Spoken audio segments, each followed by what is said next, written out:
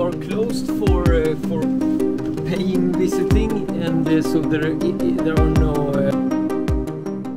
Niedzielne przedpołudnie zapowiadało ładną pogodę na resztę dnia, więc nie zastanawiając się zbyt długo, wsiedliśmy do auta z jednym tylko pytaniem: jedziemy na północ czy na południe?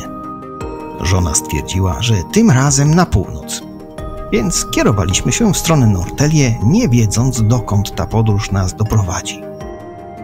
Samo miasto znamy bardzo dobrze, gdyż jest ono jednym z naszych ulubionych, jednak jego okolice są dla nas wciąż nieodkryte.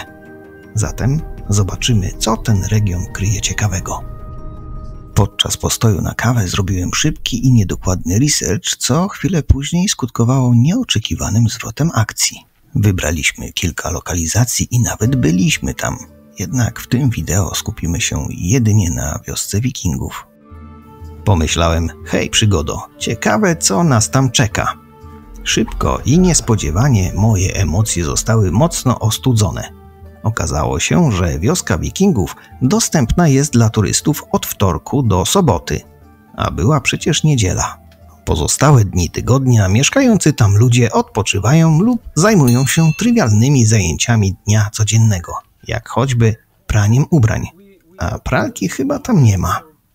Po tej informacji wszystkim chcącym odwiedzić to miejsce zrzedły miny. Sympatyczny wiking zlitował się i zaprosił nas do środka. Zaznaczył jednak, że abyśmy się nie nastawiali na atrakcje, którymi raczeni są doinformowani turyści odwiedzający to miejsce, gdy jest ono otwarte właśnie dla nich. Zadowoleni z takiego przebiegu sprawy weszliśmy na teren wioski. Przywitała nas pani, informując, że w tym czasie mieszkańcy osady mają prawo do odpoczynku i filmowanie ich prywatnego życia jest niewskazane. No i moja nadzieja, że zdołam coś zarejestrować, zaczęła gasnąć. Co miałem robić? Powiedziałem OK i wyłączyłem kamerę. Niespodziewanie moja karność została jednak wynagrodzona, gdyż dostałem zgodę na filmowanie zabudowań, ogrodów i wszystkiego, co tam jest, pod warunkiem, że nie będę wchodził w strefę komfortu mieszkańców osady. O, nadzieja umiera ostatnia, pomyślałem. Możliwość zobaczenia archeologicznej wioski bez dedykowanej dla turystów aktywności była dla nas również ciekawa. Dlatego podziękowałem i zastosowałem się do prośby o uszanowanie prywatności jej mieszkańców. Dowiedziałem się, że obiekt jest otwarty dla zwiedzających przez kilka tygodni w lecie oraz na specjalnych wydarzeniach wiosną, latem i jesienią. Czyli nie ma tu żadnej maskarady. Ci ludzie naprawdę mieszkają tu jak dawni wikingowie.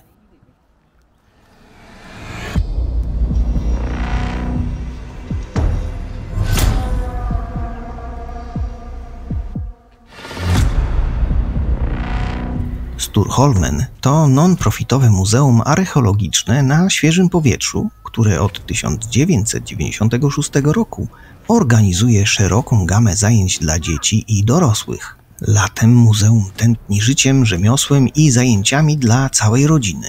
Jesienią i wiosną przychodzą klasy szkolne, aby uczyć się i żyć jak wikingowie wszystkimi zmysłami, czyli słuchanie opowieści, śpiewanie, kosztowanie potraw i wykonywanie prostych prac.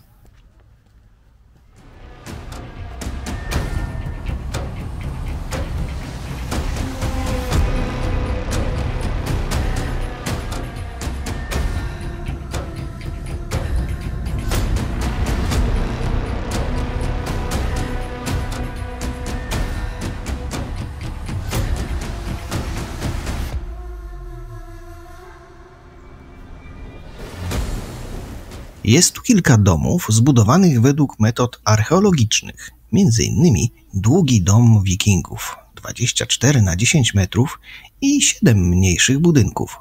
Zajrzyjmy ostrożnie do środka, by nie przekroczyć granicy przyzwoitości. Nie ma nikogo. Jak widać po ręcznikach wywieszonych na piętrze, ktoś tu z pewnością mieszka.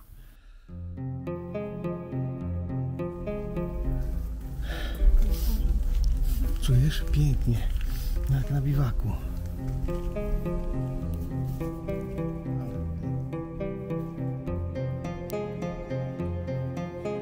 Chyba poczułem tutejszy klimat. Spójrzmy jeszcze raz na ten budynek z zewnątrz.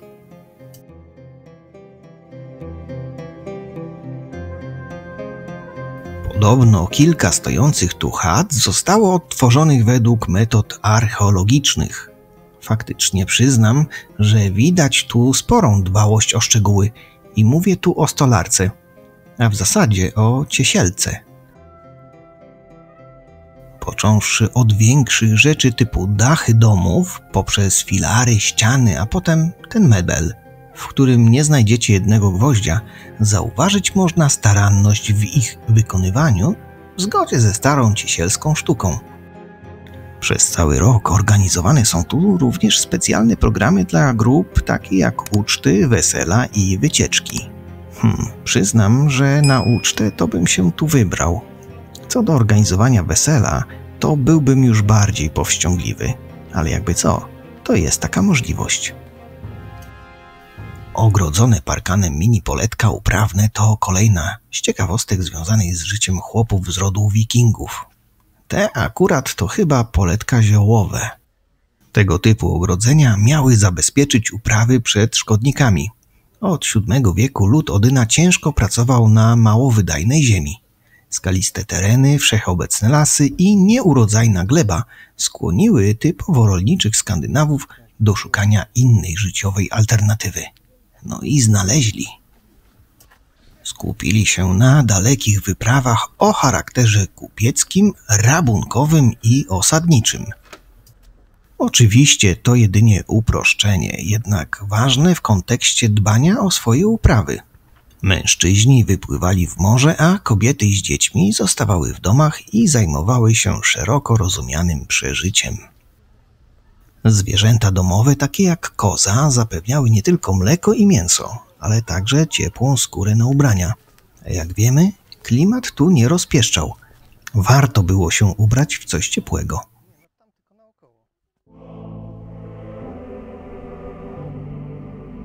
Jedną z atrakcji tego miejsca jest rejs łodzią po jeziorze. Dzisiaj 2 z nich stoją blisko brzegu i czekają, aż zjawią się umówieni turyści. Nie tacy jak my, partyzanci.